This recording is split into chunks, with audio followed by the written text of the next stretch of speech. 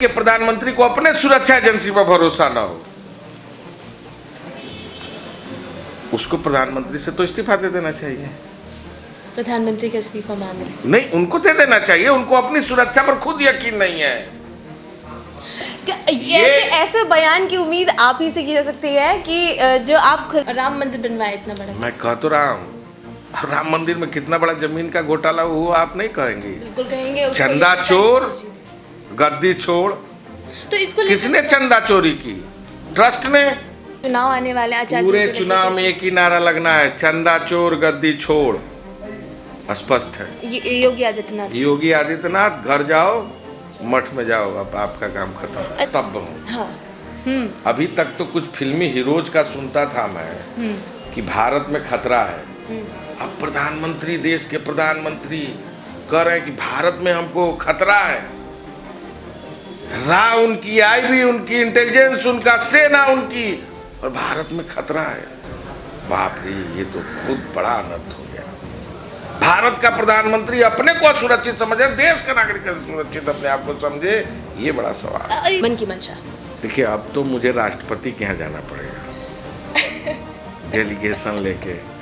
मान लीजिए 400 का दावा अखिलेश जी कर रहे हैं और 350 का दावा भाजपा कर रही है। सीट तो 403 ही है, तो 750 तो बढ़ाने के लिए हमको आवेदन करना पड़ेगा। बढ़ाने के लिए ये तो बड़ी विडंबना है। समाजवादी पार्टी ने दिलवाया 2015-17 तक। कौन है निवेशक? किसको रोक रखा है सीबी ने? जवाब दे ना। नहीं दे सकते। सहारा का मतलब अखिलेश, अखिलेश का मतलब सहारा। नमस्कार, आप देख रहे हैं 4 PM और मैं हूं आपके साथ निधि मिश्रा। जैसा कि आप सभी जानते हैं कि 2022 विधानसभा चुनाव बेहद नज़दीक हैं। ऐसे में सभी पार्टियां अपने दमखम, अपने चुनावी जो रणनीति है उसे लेकर आगे बढ़ रही है। आज हम इसी के समक्ष मौजूद हैं कांग्रेस के प्रदेश अध्यक्ष अजय कुमार लल्लू जी के साथ। और जो, क्योंकि सबको पता है आपका विवादों से लगातार नाता रहा है, समय समय पर आप सुर्खियों में आते रहते हैं। इस बार 2022 में रणनीति क्या रहेगी? उत्तर प्रदेश 2022 में सरकार बनाएंगे। निश्चित बनाएंगे। विपक्ष कांग्रेस है। किसानों की लड़ाई कांग्रेस लड़ रही है। कोरोना काल के समय कांग्रेस खड़ी थी। महिलाओं के सुरक्षा की आवाज कांग्रेस लड़ रही है। बेरोजगार नौजवानों की जुबान कांग्रेस है। संघर्ष कांग्रेस है। लाठी कांग्रेस का कार्यकर्ता खा रहा है। जेल कांग्रेस का कार्यकर्ता जा रहा है। आदरणीय प्रियंका गांधी जी 4 दिन जेल में रही। हमारे पार्टी के कार्यकर्ता 3 दिन से लेकर 3 महीने तक जेल में रहे इस सरकार के दमन के खिलाफ। मुझे सैकड़ों बार जेल में डाला। सदन में कांग्रेस है, सड़क पर कांग्रेस है, तो सरकार कांग्रेस बनाएगी। सरकार कांग्रेस बनाएगी। अच्छा, क्योंकि सभी पार्टियां धीरे धीरे अपनी दोस्ती जाहिर कर रही हैं, गठबंधन को लेकर किसी तरह का हो कि 403 सीटों पे अकेले ही कांग्रेस लड़ रही है। देखिए, हम गठबंधन करेंगे आम सवालों से, उत्तर प्रदेश की जनता से। अच्छा। किसान, नौजवान, गरीब, खेत खलिहान से करेंगे, उत्तर प्रदेश की आवाम से करेंगे, और बदलाव होगा और उत्तर प्रदेश में कांग्रेस की सरकार बनेगी। उत्तर प्रदेश में कांग्रेस की सरकार बनेगी तो आपने चलिए बता दिया। लेकिन जो लगातार जो विपक्ष की पार्टियां हैं और जो वर्तमान सरकार की जो पार्टी है, लगातार मंदिर को लेकर झुकाव रहा है। अभी हाल ही में जो सपा के राष्ट्रीय अध्यक्ष अखिलेश यादव, उन्होंने परशुराम जो है मंदिर का पूजन किया है, उसे लेकर क्या सोच रहे हैं आप? देखिए, जिनके पास मुद्दे नहीं है वो मंदिर और मस्जिद की बात जरूर करेंगे। लेकिन मेरा सवाल है भारतीय जनता पार्टी और समाजवादी पार्टी से। सहारा में करोड़ों रुपए गरीबों के फंसे हैं। छोटे छोटे दुकानदार, रेड़ी पटरी, ठेला, मजदूरी, बनिहारी करने वाली औरतों के पैसे फंसे हैं। सहारा इंडिया बार बार ये कहता है हमारा पैसा सेबी में जमा है। सेबी ने रोक रखा है, सुप्रीम कोर्ट ने रोक रखा है। लेकिन सवाल ये है कि वो सहारा समूह की 31 कंपनियां हैं, जिसमें 2 पर हाउसिंग एंड फाइनेंसिंग पर रोक है। बाकी आरडी और एफडी जमा करने वाले जितने करोड़ों लोग हैं, जिन लोगों ने 2-2 रुपया, 4-4 रुपया, 10-10 रुपया, 100-100 रुपये का डेली का खाता खोला था, उनका पैसा तो डूबा है ना। उसकी लड़ाई कौन लड़ रहा है? पर्ल में करोड़ों लोगों का पैसा फंसा है। सुप्रीम कोर्ट की लोढ़ा कमेटी ने 6 महीने के अंदर पैसा देने का आदेश निर्देश जारी किया। क्यों नहीं दिलवा रही सरकार? 6 साल हो गए, 1 रुपया नहीं दिलवाई।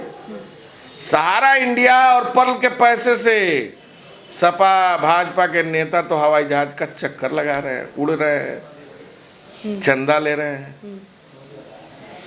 आज जनता की गाड़ी कमाई का पैसा लूटा, आज कांग्रेस पार्टी उनके खिलाफ लड़ रही है। जनपदों में हम लोगों ने प्रदर्शन किया, आज पूरे उत्तर प्रदेश के सभी तहसीलों में किया।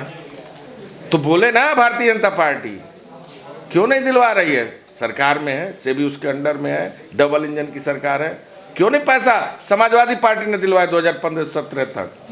कौन है निवेशक? किसको रोक रखा है सेबी ने? जवाब दे ना। नहीं दे सकते। सहारा का मतलब अखिलेश, अखिलेश का मतलब सहारा। तो निश्चित तौर से कांग्रेस पार्टी मजबूती से इस सरकार का मुकाबला करेगी और कांग्रेस की सरकार बनेगी तो निश्चित सहारा को पैसा देना पड़ेगा, पर्ल को पैसा वापस करना पड़ेगा। ये अगर कांग्रेस की सरकार आ जाती है तो सबसे बड़ा मुद्दा क्या रहेगा 2022 का? देखिए, हम लोगों ने ये वादा किया, प्रतिज्ञा लिया। 40% टिकटों में भागीदारी आप जानते हैं प्रियंका गांधी जी ने लिया है। इंटर पास लड़कियों को एंड्रॉयड फ़ोन, ग्रेजुएट करने वाली लड़कियों को स्कूटर, किसानों का पूरा कर्जा माफ, 1 लाख 2 लाख नहीं, पूरा संपूर्ण कर्जा माफ, बिजली का बिल हाफ, कोरोना काल के बिजली का पूरा बिल साफ, बिजली के 20 लाख सरकारी नौकरी, संविदा कर्मी, कॉन्ट्रैक्ट पर काम करने वाले लोगों का विनियमितीकरण, 400 रुपया गन्ना किसान, 2500 रुपया में खरीदेंगे धान और गेहूं, 10 लाख रुपया चाहे कोई बीमारी हो इलाज में सरकारी रूप से देंगे, 10,000 रुपया मानदेय आंगनबाड़ी और आशा को देंगे। ये कांग्रेस पार्टी ने प्रतिज्ञा ली है। महिलाओं को बसों में यातायात फ्री, ये प्रतिज्ञा प्रियंका गांधी जी ने ली है और निश्चित तौर से कांग्रेस पार्टी इन विषयों और मुद्दों के आधार पर उत्तर प्रदेश की जनता के बीच में है। नदी पर अधिकार निषादों का होगा, बालू और मिट्टी पर अधिकार निषाद भाइयों का होगा। ये प्रतिज्ञा कांग्रेस पार्टी ने ली है। बुनकरों के लिए आयोग बनाएंगे, पूर्वांचल के लिए अलग एक गठन करेंगे, बोर्ड गठन करेंगे, पश्चिम के लिए करेंगे, बुंदेलखंड के लिए करेंगे, ताकि किसी को वहां से यहाँ ना आना पड़े, उनकी समस्या का समाधान वहाँ हो जाए। ये कांग्रेस पार्टी ने चलिए ठीक है। अब कांग्रेस का जो मैनिफेस्टो है एक सुर में आपने पढ़ के सुना दिया है, समझा दिया है। अच्छा चलिए, इस समय आपने किसानों की बात की, प्रदर्शन की बात की, तो इस समय सबसे ज़्यादा विवाद जो है पंजाब की अगर बात लें, पंजाब की बात करें तो वहाँ छिड़ा हुआ है कि प्रधानमंत्री की सुरक्षा में चूक हुई, जिसे लेकर लगातार बयानबाजी हो रही है कि ऐसा नहीं हुआ। कांग्रेस की तरफ से काफ़ी सारे बयान आ रहे हैं, आप क्या कह रहे हैं इस मुद्दे पर? आपने आज का वीडियो देखा, कौन झंडा लेके घूम रहा है? हाँ, वो तो देखा, जिस तरह से जो समीकरण दिखा वो बीजेपी के जो कार्यकर्ता हैं, जिंदाबाद के नारे जिंदाबाद के नारे लगा रहे हैं। तो प्रधानमंत्री की सुरक्षा में चूक किसने की? और ये तो मैं सुन के स्तब्ध हूँ। हाँ। अभी तक तो कुछ फिल्मी हीरोज का सुनता था मैं कि भारत में खतरा है। अब प्रधानमंत्री, देश के प्रधानमंत्री कह रहे हैं कि भारत में हमको खतरा है। राह उनकी, आईबी उनकी, इंटेलिजेंस उनका, सेना उनकी, और भारत में खतरा है। बाप रे, ये तो बहुत बड़ा अनर्थ हो गया। भारत का प्रधानमंत्री अपने को असुरक्षित समझे, देश का नागरिक कैसे सुरक्षित अपने आप को समझे, ये बड़ा सवाल। इसमें ये सवाल भी होता है। और जो सबसे महत्वपूर्ण चीज है, कुर्सी खाली की तो बात हो नहीं रही, सभा फेल होने की बात तो हो नहीं रही, भारत में खतरा है। अच्छा, ये इसमें ये बात भी सामने आती कि अगर है भी ऐसा और हुआ भी कि कुछ लोग अपनी मांग उठा रहे हैं, तो ऐसा पहली बार नहीं हुआ है, पहले भी बहुत सारे, क्योंकि अगर हम कांग्रेस इंदिरा गांधी की बात करें तो उनके साथ भी कई सारे ऐसे प्रकरण हुए जिसमें इस तरह का विवाद हुआ। तो क्या प्रधानमंत्री होने के नाते अगर यहाँ पर प्रदर्शनकारी सचमुच होते, क्या समझते हैं आप कि ये चीज़ गलत है? देखिए, लोकतंत्र किससे होता है? जन के लिए, यही शब्द है ना। लोक कल्याणकारी राज्य की परिकल्पना, यही उदाहरण है ना। जिस देश के प्रधानमंत्री को अपने सुरक्षा एजेंसी पर भरोसा ना हो, उसको प्रधानमंत्री से तो इस्तीफा दे देना चाहिए। प्रधानमंत्री का इस्तीफा मांग रहे? नहीं, उनको दे देना चाहिए। उनको अपनी सुरक्षा पर खुद यकीन नहीं है। ऐसे बयान की उम्मीद आप ही से की जा सकती है कि जो आप मतलब फुल ऑन बोल रहे हैं कि प्रधानमंत्री इस्तीफा दे दे, लेकिन वो तो चन्नी का इस्तीफा मांग नहीं नहीं, मैं वही तो कह रहा हूँ। हाँ। दलित का मुख्यमंत्री, दलित का बेटा मुख्यमंत्री बन गया, यही दिक्कत है प्रधानमंत्री जी को। कांग्रेस पार्टी ने दलित को मुख्यमंत्री बनाया, ये इसी बात का अफसोस है भारतीय जनता पार्टी को, इसलिए विरोध कर रहे हैं। क्या इस देश में दलित के बेटे को मुख्यमंत्री होने का अधिकार नहीं है? विरोध क्या है, कारण क्या है? वो तो स्थिति स्पष्ट है, देश ने देखा है, सारे वीडियो फुटेज सब वायरल हुए हैं। और मैं समझता हूं कि भारतीय जनता पार्टी का हताशा, निराशा पूरी तरह झलक रहा है।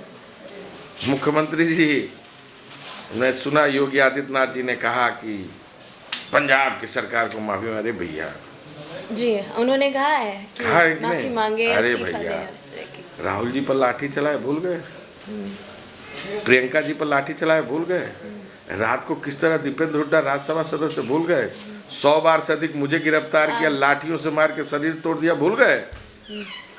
बहुत चिंता है भाई, बहुत चिंता है। चलिए, अच्छा, अगर मुख्यमंत्री की बात हुई है, मुख्यमंत्री को लेकर लगातार जो है बयानबाजी हो रही है कि कई सारे प्रचारों में प्रधानमंत्री ने मुख्यमंत्री को नहीं रखा, मुख्यमंत्री ने प्रधानमंत्री को नहीं रखा। क्या चल रहा है बीच? आप तो राजनीति में रहे हैं, क्या देख रहे हैं राजनीति? देखिए, मुख्यमंत्री हमारे जो है ना पीआर के एजेंसी के हीरो हैं। पीआर एजेंसी कहती है ऐसे चलना है, ऐसे चलते हैं, ये स्क्रिप्ट पढ़ना है, वो बोलते हैं। प्रधानमंत्री बनने की वो देख रहे हैं? मैं क्या कह रहा हूँ, पीआर कंपनी चला रही है। अच्छा। उनको गोरखपुर मठ में जाना है, तय हो गया है। और राम मंदिर बनवाया इतना बड़ा। मैं कह तो रहा हूँ, राम मंदिर में कितना बड़ा जमीन का घोटाला हुआ आप नहीं कहेंगे? बिल्कुल कहेंगे। चंदा चोर, गद्दी छोड़, तो इसको किसने चंदा चोरी की? ट्रस्ट ने। अभी एक मामला सामने आया है जिसमें 15 दलितों की जमीन लिया गया, 21 बीघा। 1992 में बैनामा कराया किस ट्रस्ट ने? महर्षि विद्यापीठ ट्रस्ट ने। रोयू पुत्र नानू के नाम से ट्रस्ट ने जमीन रजिस्ट्री करा ली, और जमीन रजिस्ट्री कराने के बाद 10 रुपया के बिना रजिस्टर्ड 10 रुपये के स्टाम्प पर लिखवा के दान पात्र में उस महर्षि विद्यापीठ के ट्रस्ट को ले लिया। सर्वे में नायब तहसीलदार ने 1996 में नाम भी चढ़ा दिया। दलित की जमीन को बिना एडीएम के, संस्तुति के, आदेश के कोई खरीद नहीं सकता, ट्रस्ट ले लिया। और फिर जब जन सूचना से मांगा गया तो आनंद फानन में अधिकारी उसको निरस्त करने के चक्कर में लग गए। और 2017 में ट्रस्ट के पर 400 लोगों को रेबड़ी की तरह उस जमीन को बेचा है। उसमें आईएएस भी हैं, उसमें मंत्री भी हैं, विधायक भी हैं। आप बताइए ना, एसआईटी की जांच हुई क्या? एसआईटी की जांच हो रही है, हो क्या रहा है उसमें? ये तो इस घोटाले को लेकर, ये राम मंदिर का घोटाला, जब जिस तरह से प्रियंका गांधी जी ने जब प्रेस कॉन्फ्रेंस करके जरिए सब सामने लाया, उसके बाद ये मुद्दा विपक्ष ने थोड़ा हल्का कर दिया, दिखाई नहीं। अभी देखेंगी, अभी तो शुरू हुआ है। तो अभी चुनाव आने वाले, आचार पूरे चुनाव में एक ही नारा लगना है, चंदा चोर गद्दी छोड़। स्पष्ट है। योगी आदित्यनाथ, योगी आदित्यनाथ घर जाओ, मठ में जाओ, अब आपका काम खत्म। अरे, जो सीधी लड़ाई बीजेपी से योगी आदित्यनाथ से उत्तर प्रदेश में। देखिए, बीजेपी के ही तो नेता है योगी आदित्यनाथ। वो तो बीच में गड़बड़ चल रही है, तो आप भी जान रहे हैं, कुछ ना कुछ तो विवाद है। गड़बड़ चले, बीजेपी ने ही उनको बनाया है। हमारी लड़ाई उनके विचारों से है, हमारी लड़ाई उनके सिद्धांतों से है, हमारी लड़ाई नौजवानों के लिए, हमारी लड़ाई किसानों के लिए है, हमारी लड़ाई गरीबी के लिए, हमारी लड़ाई महंगाई के खिलाफ है, हमारी लड़ाई महिला सुरक्षा की है। महिला सुरक्षा, ठीक है। एक आखिरी सवाल, 2022 में कितनी सीटों का आंकड़ा की मंशा है कि हाँ इतनी सीटें तो हमें मिलनी ही मिलनी है? क्योंकि राष्ट्रीय अध्यक्ष जो है समाजवादी पार्टी के 400 सीटें लेके चल रहे हैं, आप कितनी लेके चल रहे हैं मन की मंशा? देखिए, अब तो मुझे राष्ट्रपति के यहाँ जाना पड़ेगा डेलीगेशन लेके। मान लीजिए 400 का दावा अखिलेश जी कर रहे हैं और 350 का दावा भाजपा कर रही है, सीट तो 403 ही है। और तो 750 तो बढ़ाने के लिए हमको आवेदन करना पड़ेगा, बढ़ाने के लिए। ये तो बड़ी विडम्बना है। खैर लोकतंत्र में जनता मालिक है, इंतजार करिए। आप कितना सोच के चल रहे हैं? जनता जनादेश देने जा रही है। ये चुनाव का वक्त है, नेता लोग बहुत संभल के बोलते हैं। देखिए, मैं न संभलता हूँ और संभले हुए व्यक्ति हूँ, और मैं यह जानता हूँ कि जनता के जनादेश सिरोधार है, हम उसके बीच में, वो हमारी मालिक है, और निश्चित तौर से हमें भरोसा है कि जनता का आशीर्वाद कांग्रेस पार्टी को, प्रियंका गांधी जी को, उत्तर प्रदेश के कांग्रेस को मिलने जा रहा है। गरीबों का साथ और हाथ कांग्रेस के साथ। धन्यवाद। तो देखा आपने, ये थे हमारे साथ प्रदेश अध्यक्ष कांग्रेस के अजय कुमार लल्लू, जो कि लगातार विवादों में रहते हैं और जो उनके जवाब देने का जो तरीका है वो हमेशा से ही अलग रहा है और अलग तरीके से अपनी जीत दर्ज की है 2022 में। और ये जीत कैसे होती है, कब होती है, कहाँ होती है, किस प्रकार होगी, ये सब आप देखेंगे सिर्फ और सिर्फ 4 PM।